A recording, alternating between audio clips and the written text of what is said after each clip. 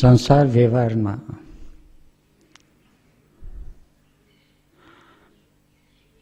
મુખ્ય શક્તિ છે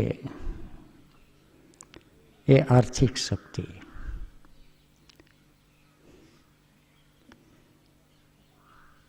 જે સંસાર વ્યવહારમાં આપણે રહીએ છીએ ત્યાં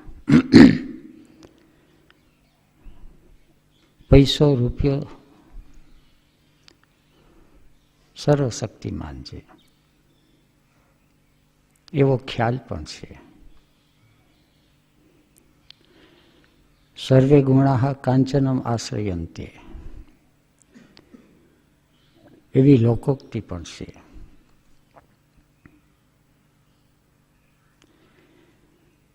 પણ અર્થશાસ્ત્ર ના નિયમનું ભાન દરેકને નથી હોતું.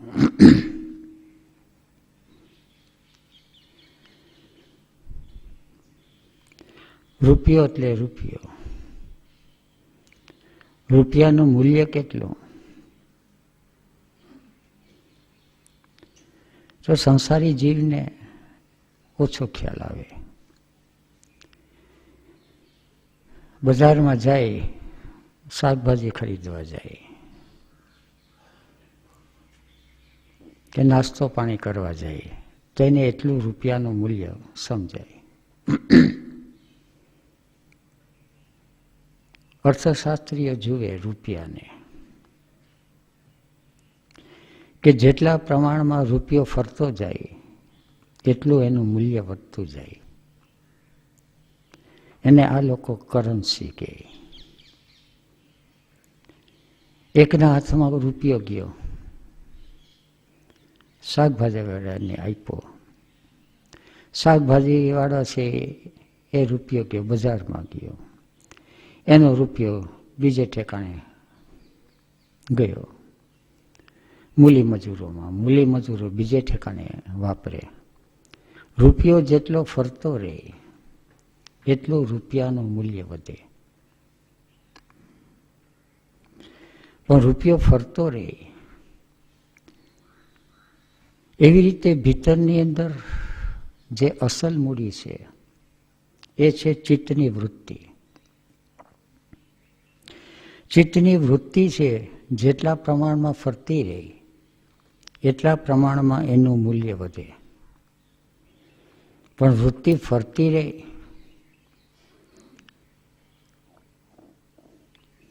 એટલે સમજાય નહીં. સંસારી જીવોને તો સમજાય નહીં. સાધકોને પણ પકડવું અતિશય મુશ્કેલ છે.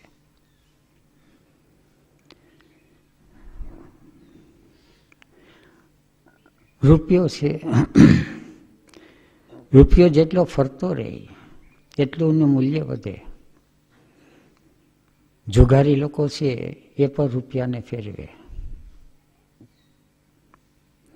શેર બજાર અને સટોડિયા છે એ પણ રૂપિયાને ફેરવે. રૂપિયા એક ઠેકાણે રોકી રાખ્યા. કોઈ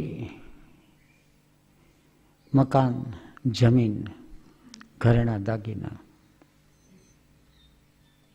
ત્યાં પડ્યા રહે. Dead investment.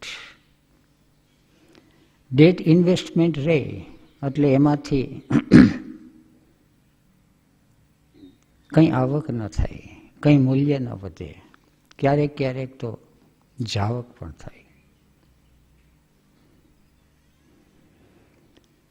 વૃત્તિ છે જ્યાં કંઈ પણ પ્રાપ્ત ન થતું હોય, અભાવ પ્રત્યય આલંબના વૃત્તિ નિદ્રા. એ નિદ્રા છે. જિંદગી છે વ્યર્થ ચાલી જાય. સવારથી સાંજ સુધી છે શું પ્રાપ્ત થયું? 10 દિવસ ચાલ્યો ગયો. ક્યારેક ક્યારેક તો ઉપાધિમાં કે દુઃખમાં જાય. નિદ્રા વૃત્તિ. પૈસો છે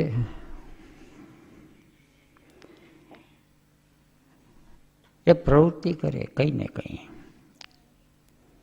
જુગારમાં કે શેર બજારની અંદર પ્રાપ્ત શું થયું? તો કાંઈ નહીં, હરફર થઈ. પતંજલિ અને ચિત્તની વૃત્તિ વિપર્ય થઈ. મિથ્યા જ્ઞાન, જ્ઞાન કંઈ ન મળ્યું, અને જે મળ્યું છે એ જ્ઞાન મિથ્યા છે. સંસાર વ્યવહારની અંદર 50, 60, 70 વર્ષ ગયા, જ્ઞાન મળ્યું, ડૉક્ટર થયા, વકીલ થયા,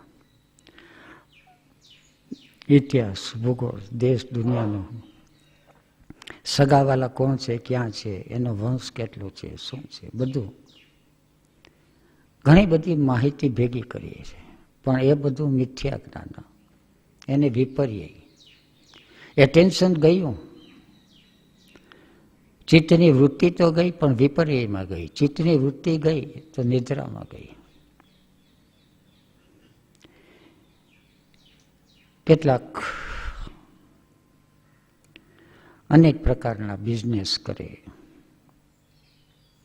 ટર્નઓવર તો ખૂબ કરી દે, નફો કશો નહીં. એવા કેટલાય હોય.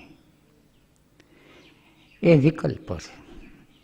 વિકલ્પ એટલે વાતો ખૂબ કરી, ઓશોની કરી, ગુરજેફની કરી, ઉપનિષદની કરી, કુરાન ને બાઇબલની કરી,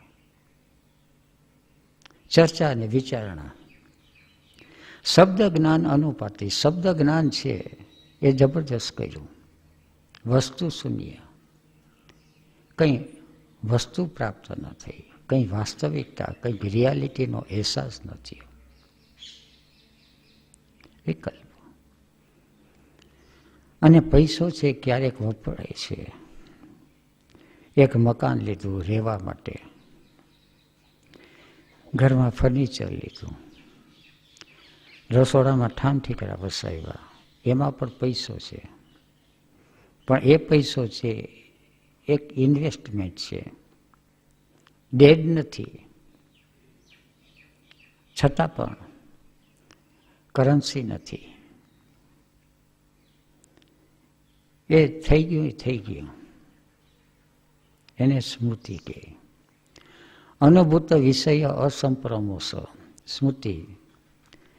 ખુરશીની જરૂર પડે છે ત્યારે ખુરશી વાપરી, પછી ખુરશી મૂકી દીધી. જરૂર પડે છે ત્યારે ખાટલો વાપરો, પલંગ વાપરો, છોડી દીધો.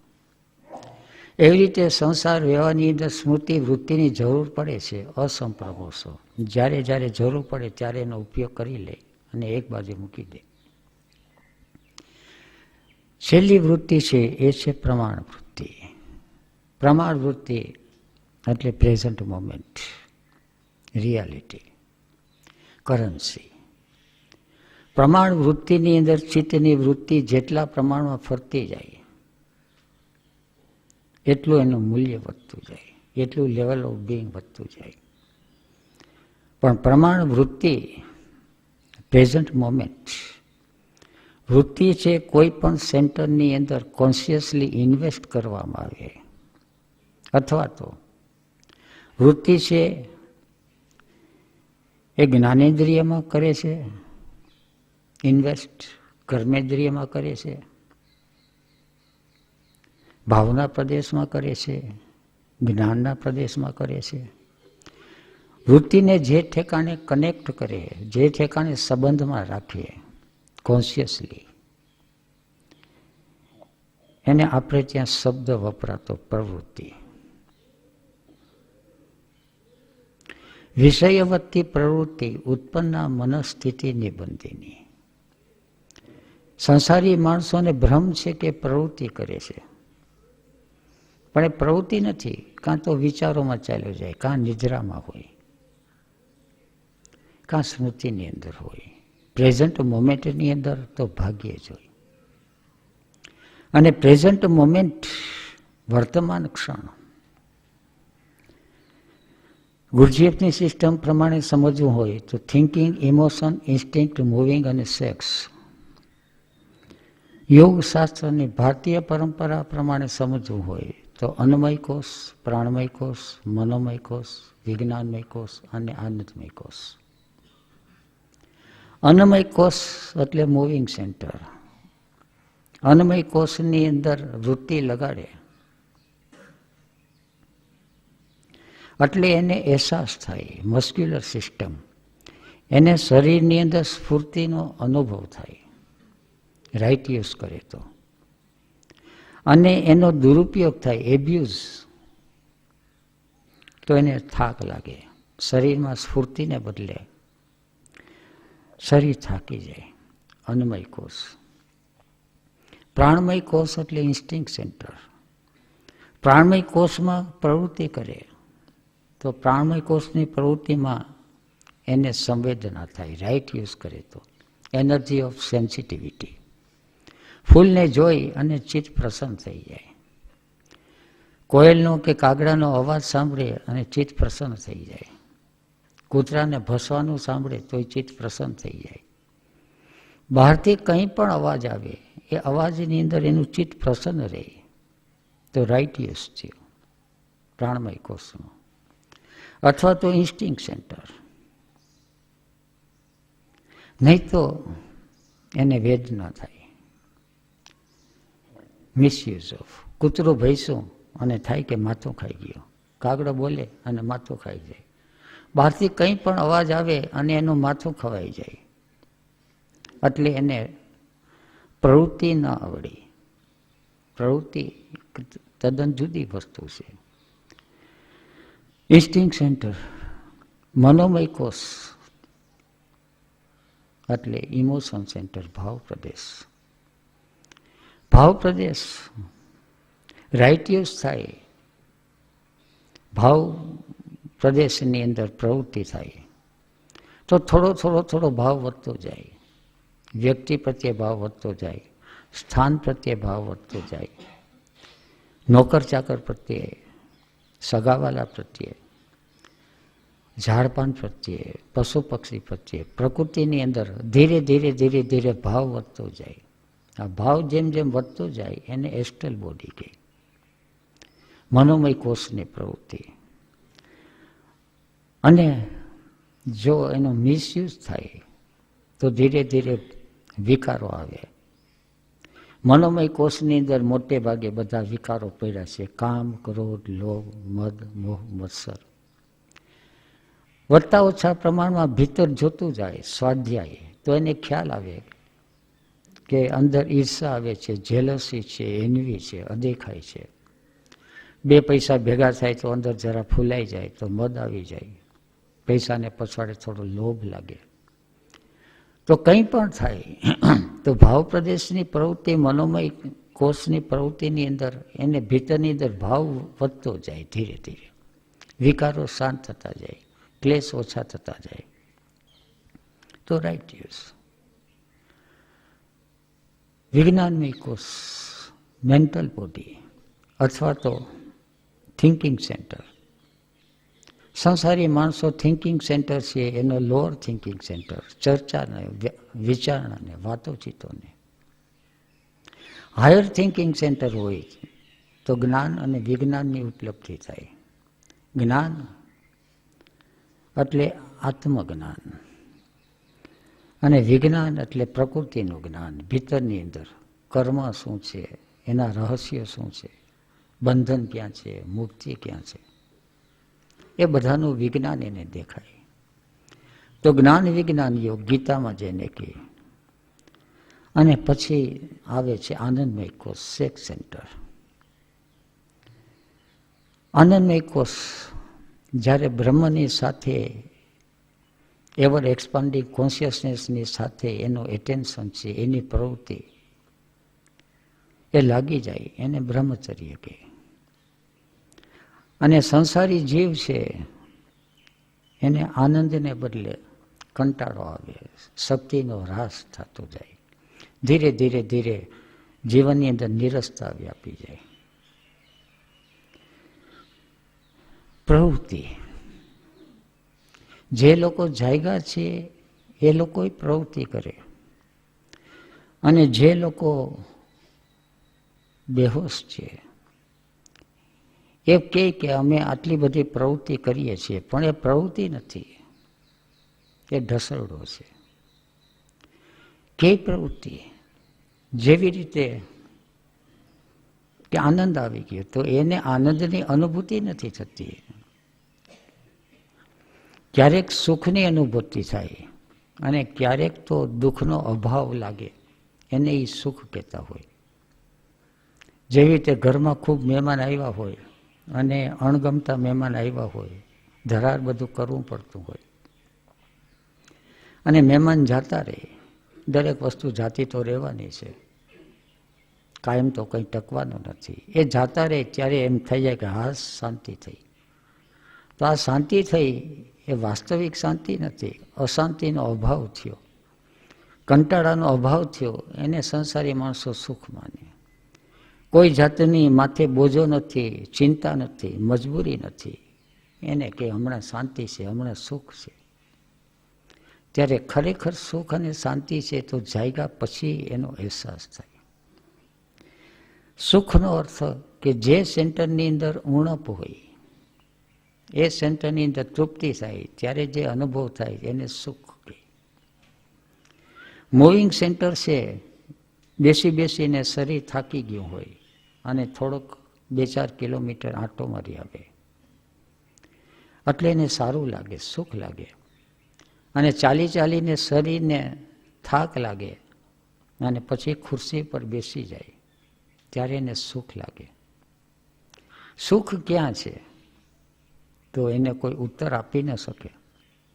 જેવી ડિમાન્ડ અને એવી સપ્લાય થાય, કેવા પ્રકારની ડિમાન્ડ છે એ પ્રકારનું સપ્લાય થાય એટલે એને સુખની અનુભૂતિ થાય. ભૂખ લાગી છે અને ખાવાનું આપે તો સુખ થાય, અને પેટ ભરાઈ ગયું છે અને કોઈ ખવડાવે તો દુઃખ થાય. ત્યારે ડિમાન્ડ નથી,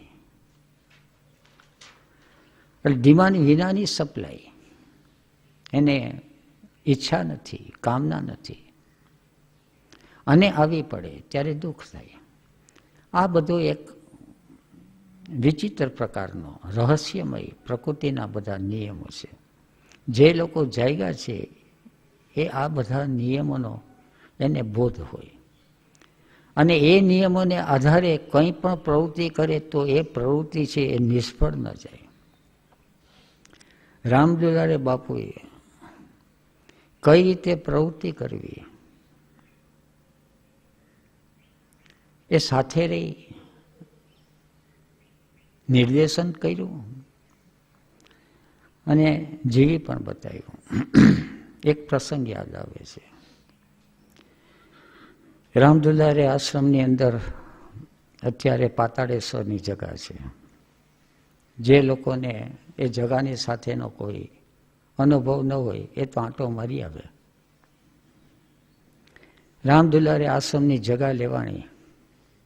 જગા ઘણી બધી હતી, 5-6 એકરની આસપાસમાં. અને શું કરવું 5-6 એકરમાં? આમે ધરતી તો હતી, ખેડવાણ જમીન હતી, બગીચો હતો, ખાવા પીવાની નિરાંત હતી. બાપુ કહે કે આ જગા છે તો બધાને રમવા કામ લાગશે. એ જગાની અંદર સાંભળવા પ્રમાણે અસામાજિક તત્વો છે એ જગાની અંદર અસામાજિક પ્રવૃત્તિ કરવા માગતા હતા અને પાડોશની અંદર અસામાજિક પ્રવૃત્તિ થાય અને આસપાસના માણસોને અને આપણને પોતાને પણ સતત સંઘર્ષનો સામનો કરવાનો રહે. બાપુ આવ્યા ને થયું કે આ જગાને આશ્રમ માટે લઈ લઈએ. અસામાજિક પ્રવૃત્તિ અને આશ્રમ બે સામસામી દિશામાં છે. એક છે ઇન્વોલ્યુશન તરફ, અધોગતિ તરફ લઈ જાય અને એક છે એવોલ્યુશન તરફ લઈ જાય. આપણી ઘરની જગા છે, ઘરની જગાની અંદર મંદિર બનાવવું કે ઘરની જગાની અંદર જુગારખાનું બનાવવું એ સૌનો સ્વતંત્રતાનો વિષય. આશ્રમની જગા લેવાની. થોડાક સીમ શાળાના બાળકો આવ્યા, નિશાળ માટે થોડી જગા જોતી હતી, એના વ્યવસ્થાપક આવ્યા. બીજે ક્યાંય જગા દૂર દૂર પડતી હતી, આસપાસના બાળકો સારી રીતે રહી શકે, ભણી શકે. તો જગા તો આશ્રમની હતી.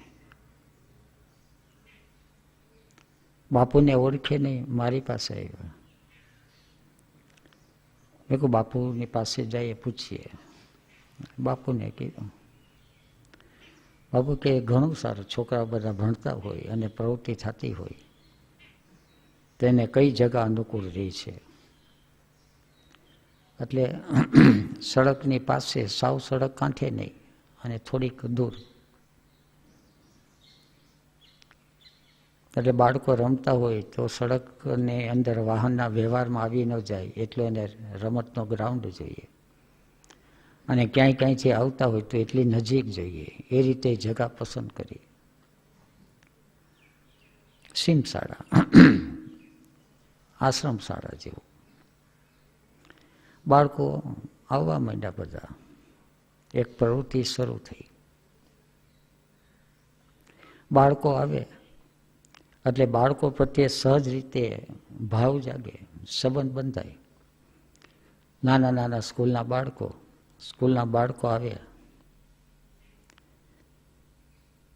એટલે તરસા થાય. એટલે પહેલાં તો પાણીનું માટલું રાખ્યું, અને બાળકો આવે પાણીનું માટલું થોડું પીએ ને થોડું ઢોરે. એટલે નવી પ્રવૃત્તિ શરૂ થઈ. માટલું ન રાખે તોય સમસ્યા, અને રાખે તો વારંવાર એને ભરવાનું. તો કઈ રીતે કરવું? આ બાજુ મસ્ક્યુલર સિસ્ટમ મૂવિંગ સેન્ટરની પ્રવૃત્તિ વધી, આ બાજુ ઇમોશન સેન્ટરની પ્રવૃત્તિ વધી. બાળક પ્રત્યેનો ભાવ વધવા માંડ્યો. બધાએ ભેગા થઈને નક્કી કર્યું કે શું કરવું છે. તો કે બોર નખાવીએ, ડંકી નખાવી દઈએ. એટલે થિંકિંગ સેન્ટરની પ્રવૃત્તિ કરી. ક્યાં વિચાર કરવો, કઈ ઠેકાણે કરાવવું, ક્યાં ડંકી થાય, પાણી ક્યાં. એટલે કે ઠેકાણે પાણી નીકળે. બાપુને પૂછ્યું કે કોઈક પાણીનો જાણકારવાળો આવે. મને કહે કે એ તો વિદ્યા બહુ સહેલી છે, તમે ચાલ્યા જાઓ અને પગની અંદર જે ઠેકાણે ઠંડક લાગે ને ત્યાં સમજી લેવું કે પાણી છે. અમે 2 જણા હતા, કદાચ 3 જણા હોય. આશ્રમની અંદર આંટો મારવા નીકળ્યા તો 2 જગાએ પગની અંદર ઠંડક લાગે, બીજે બધે ગરમી લાગે. અને 2-3 જણા હતા, દરેકને છે કે આ ઠેકાણે છે. આશ્ચર્ય લાગ્યું. મેં કહું આ તો કંઈક આમ સીધી પાણી કળાની વિદ્યા તો સાવ સીધી છે. પણ એ પછી ક્યારેય નથી થયું, હું તે દિવસ જ જીતું.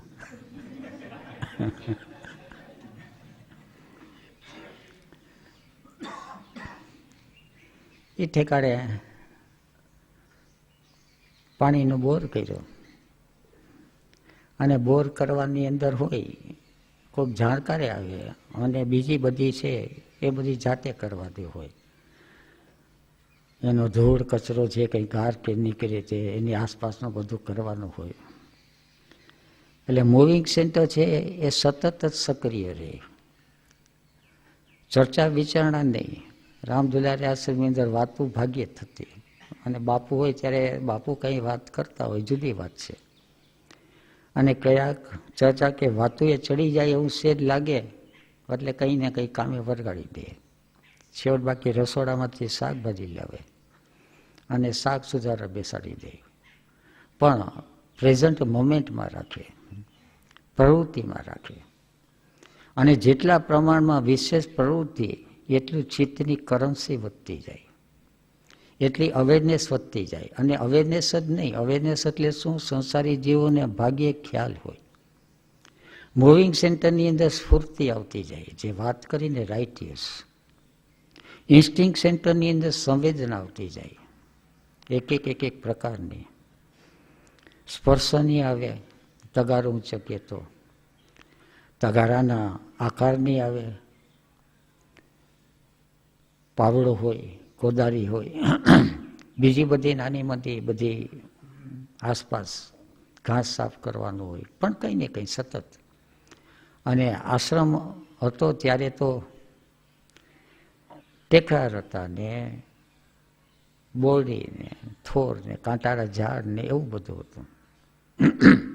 રજનીશપુરમ વસાયું ત્યારે રજનીશપુરમની અંદર તૈયાર જગા તો જે જોતી હતી એ બધી મળતી હતી.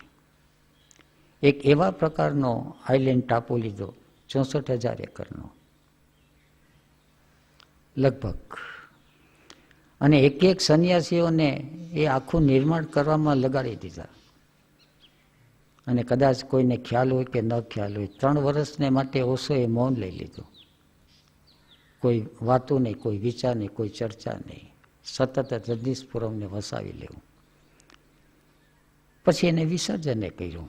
એની એક લીલા હતી કે એક નમૂનો બતાવી દીધો કે સંન્યાસીઓને આ રીતે એક સ્પેસિમેન, જ્યારે શિબિર કરવાની હોય ત્યારે શિબિરનો એક નમૂનો બતાવી દે.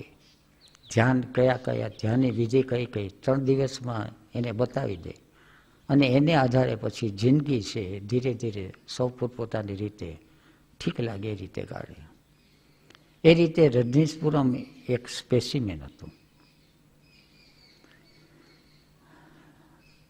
નિર્માણ થયું, ડંકી નખાઈ ગઈ.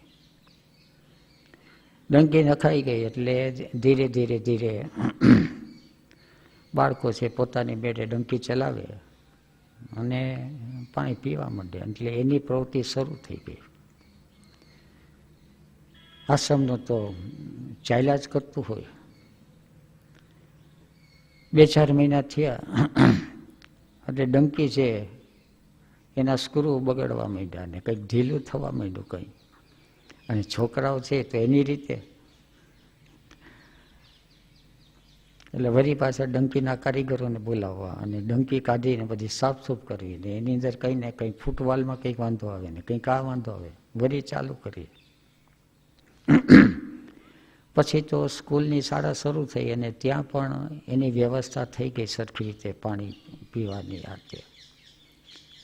એટલે બાળકો આવતા બંધ થયા. પછી ડંકી એમને પડી રહીને થોડી કટાવા માંડી. એટલે ડંકીને છૂટી કરી અને એક બાજુ લઈ ગયા, બીજે ઠેકાણે જ્યાં જરૂર હોય ત્યાં. એ જગા એમને પડી હતી, ત્યાં પર ખાડો હતો. હવે કે શું કરવું? એટલે ક્યાંકથી એક પથ્થર લેવા મજાનો, વેલરનો પથ્થર અહીંયા નીકળતો હોય, આમ ઘડવામાં સારો રહે, આમ મજબૂત હોય. બાપુ કહેતા ગ્વાલિયર બાજુના પથ્થરા છે, આગ્રા બાજુના પથ્થર લાલ પથ્થરના, અમુક પથ્થર છે જેમાંથી દેવની મૂર્તિઓ ઘડાય, અમુક પથ્થર છે એમાંથી કિલ્લા બંધાય. પથ્થરનું જ્ઞાન પણ જુદી જુદી રીતે બાપુ સમજાવતા હોય. પછી આ જે પથ્થર હતો એમાંથી એને 4 ભાગ કરાવ્યા. પથ્થર હતો એ કાણાવાળો હતો. એ પથ્થર ક્યાંય ચણવામાં કામ લાગે એવો હતો નહીં, તો બાપુ કહે છે આપણે ઉપયોગ કરી લઈએ. લીધો પથ્થર. હરીશને શિલ્પકામનો શોખ હતો એટલે એને 3 ઠેકાણે શિવની મૂર્તિ એટલે ચહેરો, પણ દરેક ઠેકાણે ચહેરાના ભાવ અલગ અલગ. અને એક ઠેકાણે શિવનો ચહેરો અને શિવના ચહેરાની અંદર તિલક ઉતરાયો. મેં કહું બાપુ આ, કારણ કે શિવને કપાળમાં ત્રિપુંડની ખબર છે, તો શિવને કપાળમાં તિલક કે તમને ખબર છે ને કે શિવ વિષ્ણુ ભક્ત હતા, શિવ રામ ભક્ત હતા, રામની પૂજા કરતા. એટલે શિવને તિલક છે એ એનું વિષ્ણુ ભક્તિનું સ્વરૂપ છે. એટલે તિલક અને તિલકની અંદર વચમાં એક લીટો એક અમુક સાધુઓનો એક રિવાજ છે. કદાચ રામાનંદી સાધુઓ હોય.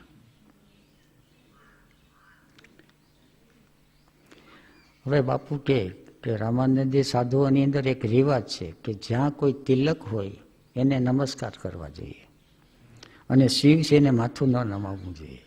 એ લોકો શિવને માથું ન નમાવે. હવે આ જે છે ને કોઈ સાધુ આવશે ને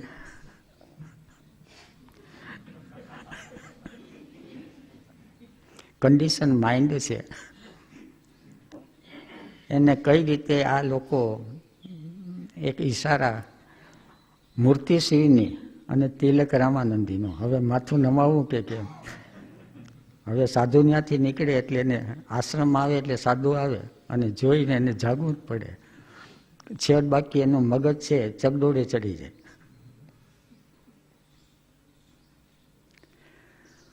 ત્રણ બાજુ, અને જે બાજુ કાણું હતું ત્યાં ત્રિકોણ કોતરાયું. કે આ કાણાનું શું છે? તો કાણું છે એ શિવનું મુખ છે, ખરેખર મુખ છે. બીજા બધા મુખ છે તો ચહેરો છે, પણ આ કાણું છે એ તો એનું મોઢું છે. હવે એની અંદર જે કંઈ વસ્તુ છે એ હોમવામાં આવે એટલે વસ્તુ છે એ શિવ છે એ ખાઈ જાય. કારણ કે કાણામાંથી સીધે સીધું એ જે બોર કર્યું છે ને એમાં વયું જાય. અને કે આપણે ત્યાં ખબર છે કે શિવ નિર્માલ્ય કહેવાય. શિવ નિર્માલ્ય એક રૂઢ શબ્દ પ્રયોગ છે કે જે વસ્તુ છે એ શિવ નિર્માલ્ય કીધી એટલે એ વસ્તુને પછી ભોગમાં ન લેવાય. શિવને જે કંઈ ધરાણું હોય છે કે એ શિવ નિર્માલ્ય, એ અંગત ઉપયોગમાં ન આવે. કંઈ પણ વસ્તુ હોય, ખાટલો હોય કે શિવ નિર્માલ્ય એટલે પછી ખાટલો સોંપી દેવાનો હોય, એનો દાન જ કરી દેવાય. ખાવાનું છે શિવ નિર્માલ્ય, પછી શબ્દ પ્રયોગ, રૂઢ શબ્દ પ્રયોગ થાય છે કે તારા ઘરનું પાણી મારે શિવ નિર્માલ્ય છે. એટલે હવે ઊંચો શબ્દ વાપરે, પણ એના ઘેરા સંસ્કાર છે કે આખો દેહ છે, દેહની વૃત્તિ પ્રવૃત્તિ છે, બધી શિવ નિર્માલ્ય છે. શિવને માટે નિર્માણ થયેલી છે. જીવનું શિવમાં રૂપાંતર થાય. આપણે દેહ અને દેહની વૃત્તિ પ્રવૃત્તિઓ છે એ બધી કરીએ છીએ એ આપણા જીવને માટે કરીએ છીએ, અંગતને માટે. એટલે પછી બધા ફસાઈએ છીએ અને દુઃખી થાય છે. નિર્માણ એ મૂર્તિનું સ્થાપન ક્યારે કરવું? એટલે મહાશિવરાત્રિ આવે છે, ઉત્સવ મનાવે, એટલે મહાશિવરાત્રિને દિવસે એનું સ્થાપન કર્યું, બધાને ભેગા કર્યા, ઉત્સવ કર્યો. આનું નામ શું રાખવું? એટલે બાપુએ કીધું પાતાળેશ્વર, કારણ કે એના મૂળિયા છે પાતાળ સુધી જાય છે. કારણ કે જમીનમાં 50-60 ફૂટ ઊંડે સુધીને બોર કર્યો હતો એટલે એ પાતાળમાં ગયો કહેવાય. એટલે નામ પાતાળેશ્વર રાખીએ. સંન્યાસીઓ બધા 200 સંન્યાસીઓ હતા, બીજા બધા આશ્રમવાસીઓ હતા, બધા ભેગા થયા, ધૂન ભજન ને કીર્તન. એને પ્રાણ પ્રતિષ્ઠા કરવાની, સ્થાપન કરવાનું હોય એટલે અવારનવાર ભિક્ષા માગવા એક બ્રાહ્મણ આવતા હતા. એને કે આવડે છે પ્રાણ પ્રતિષ્ઠા? તો કે બાપુ વાંધો નહીં આવે. તો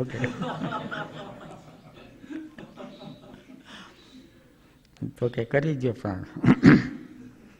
એટલે પ્રાણ પ્રતિષ્ઠાનું બધું થવા માંડ્યું. ત્યાં રોડ ઉપરથી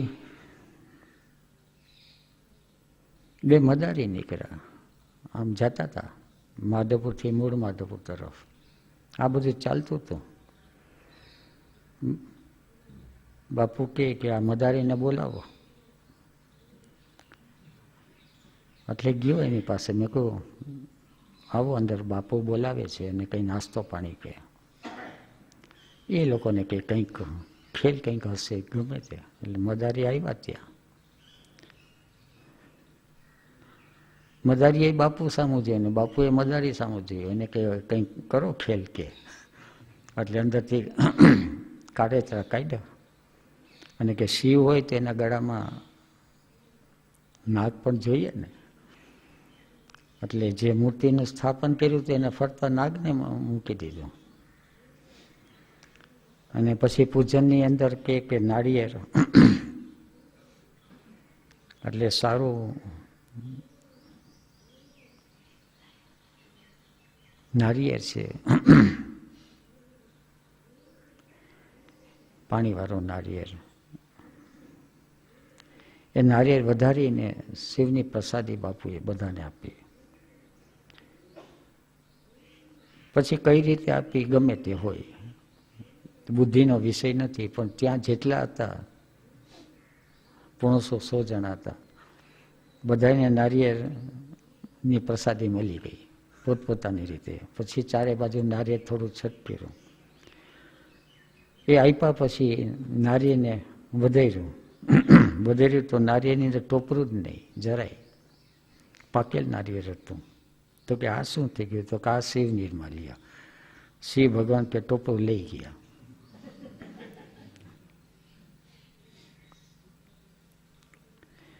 મદારી ને પ્રસાદ આપ્યો, બધાને પ્રસાદ ખવડાવી પીરાવ્યો.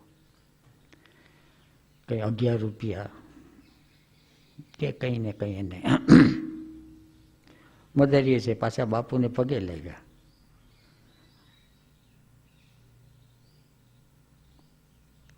અને કંઈક ટિપ્પણ કરતા ગયા, કંઈક જુદા પ્રકારનો. એનો અર્થ કે તમે મદારીના મદારી છો. આવી જાતનો એનો અર્થ, શબ્દ બરાબર યાદ નથી. અને એ લોકો વિદાય થયા.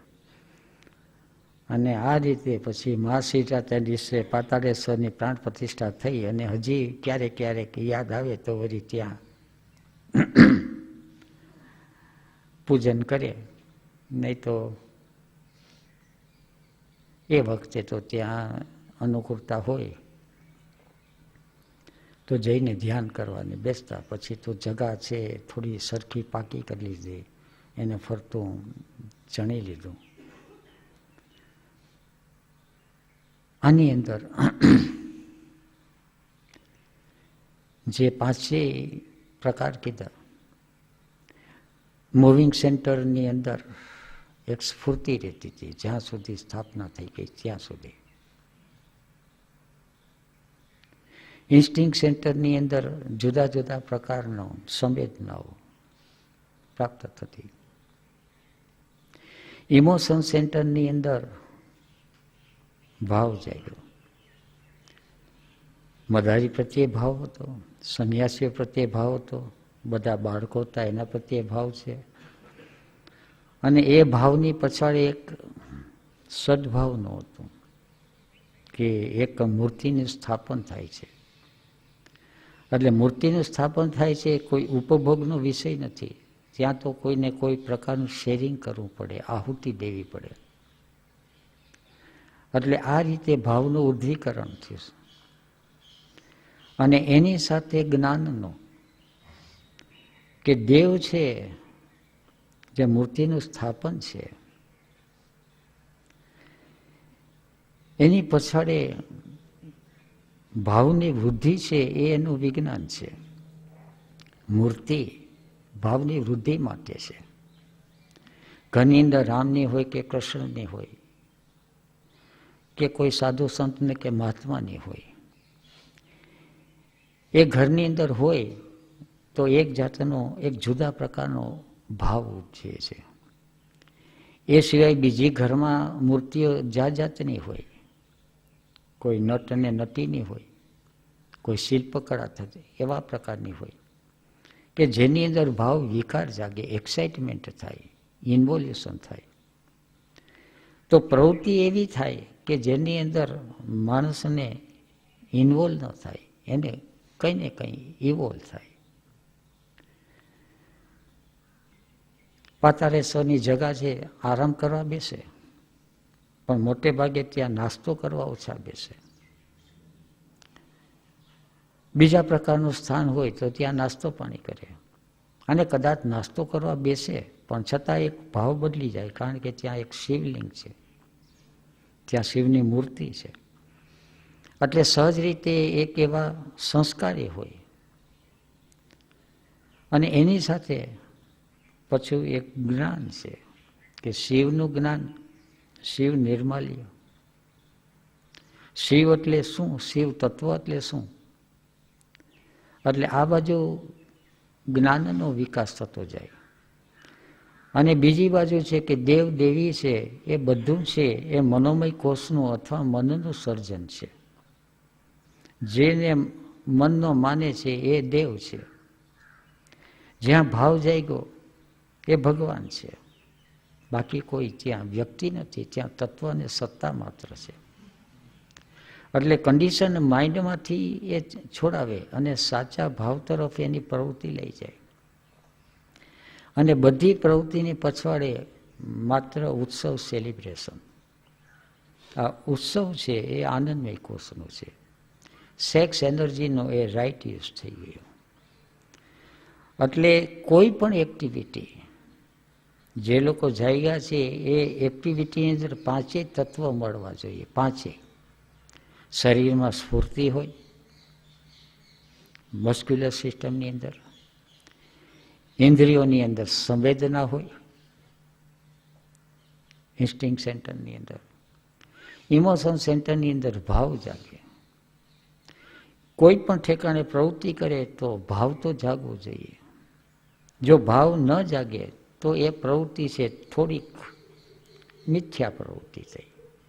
મિથ્યા એ અર્થમાં કંઈક મળ્યું તો ખરું. શરીરની અંદર પ્રવૃત્તિ કરી એટલે શરીરમાં હાથ પગ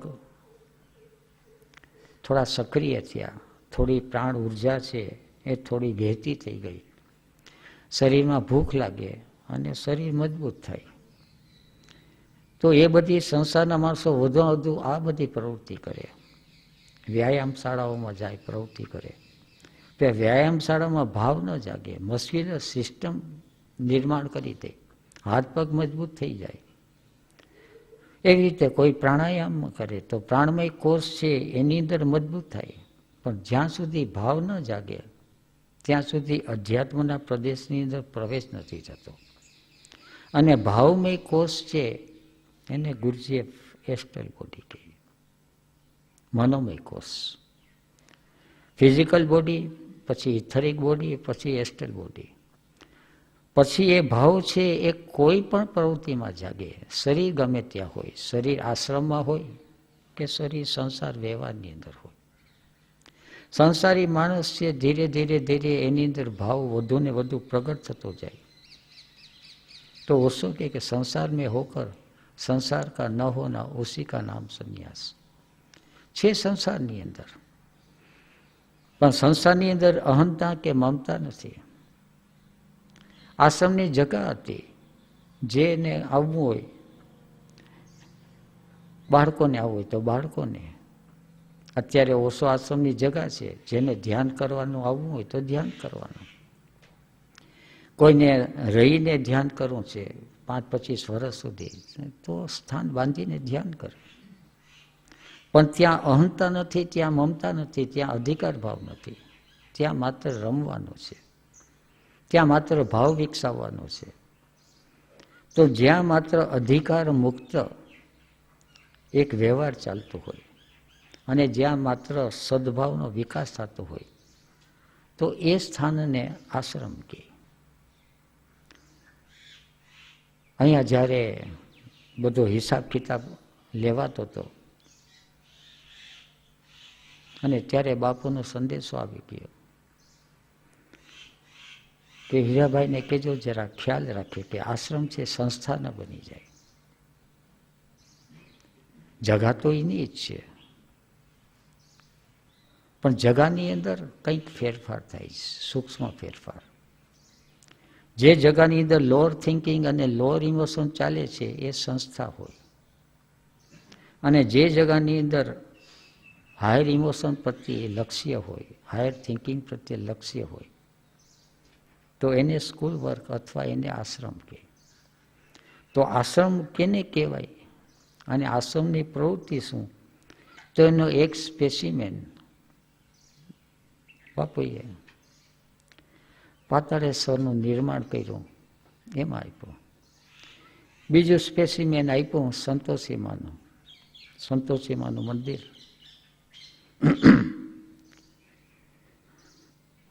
બધા બેઠા હતા.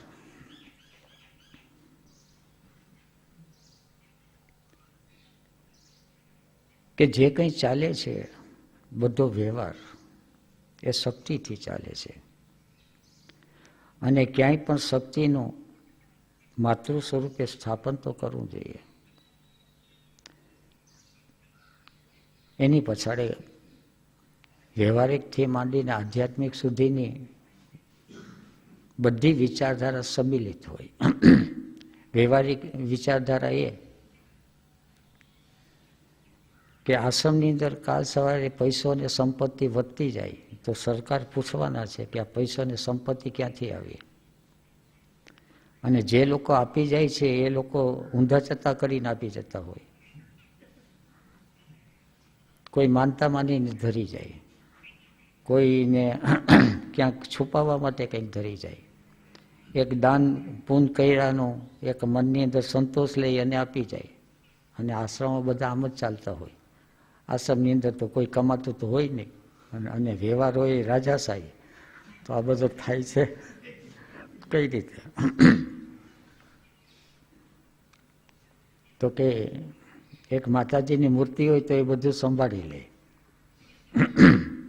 કઈ રીતે સંભાળી લે? એટલે કે આ માતાજીને કોઈ ધરી ગયું હતું, એટલે આ આવક છે કોણ ધરી ગયું હતું, કઈ રીતે ધરી ગયું હતું, એના હિસાબ કિતાબ કે ચોપડા કંઈ રાખવાના ન હોય. નહીં તો સરકાર છે એ બાવા સાધુને હેરાન કરે, એટલે કે એક મૂર્તિ તો રાખવી જોઈએ. એટલે કઈ મૂર્તિ રાખશું? એટલે પછી અમને બધાને પૂછે કે કઈ મૂર્તિ રાખવી? એટલે કે લક્ષ્મીની રાખીએ, સરસ્વતીની રાખીએ, ને આમ જ્યાં જાતની દુર્ગાની રાખીએ. કંઈ પણ કે બાપુ પ્રશ્ન પૂછે એટલે વળી બાપુ કે એ બધી માતાઓ છે ને ઘરડી થઈ ગઈ છે.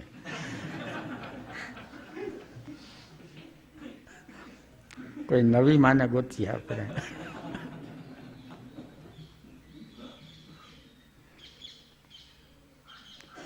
એટલે બધા ભેગા થયા કે નવી માં કઈ છે? એક છોકરે કીધું બાપુ સંતોષી માં. તો કે હા એ બરાબર છે. હે એ વખતે સંતોષી માનું પિક્ચર ચાલતું હતું, અને હજી સુધી એમ કહે છે કે સંતોષી માનું પિક્ચર જેને ઉતાર્યું એને રેકોર્ડ બ્રેક હજી નથી કરી શક્યા. સારામાં સારું પિક્ચર જે લોકો ઉતાર્યું, શોલે જેવું પિક્ચર છે કે મોગલી આઝમ, પણ સંતોષી માનું રેકોર્ડ બ્રેક નથી કર્યું. અને સંતોષીમાં ક્યાંથી એવા શું છે, કઈ રીતે પ્રગટ છે, એ મિસ્ટરી છે, ક્યાંય પુરાણમાં નથી. છતાં ગણપતિની દીકરી તરીકે કોઈ એને જાહેર કર્યું છે. પણ એ બધું પણ એની પછાડે કોઈ કોન્શિયસ ફોર્સ છે. કારણ કે જે મૂર્તિ પ્રગટ થઈ છે આ રીતે પ્રગટ થાય.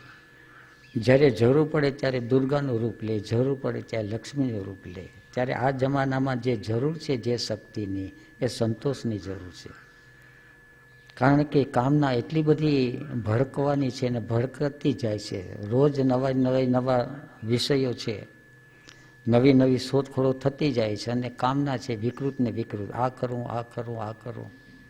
ત્યારે એ વખતે જેની જે જરૂર છે એ છે સંતોષીમાં. એટલે સંતોષીમાંની કે મૂર્તિ કે રાખીએ, અને એ મૂર્તિનો કઈ રીતે, ક્યાંથી એને મૂર્તિ બનાવવી. એટલે બાપુ ગ્વાલિયર બાજુ ગયેલા. ગ્વાલિયરમાં જઈ અને ત્યાંનો જે પથ્થર છે દેવ પથ્થર, કે બધી મૂર્તિઓ ત્યાંથી ઘડાઈ.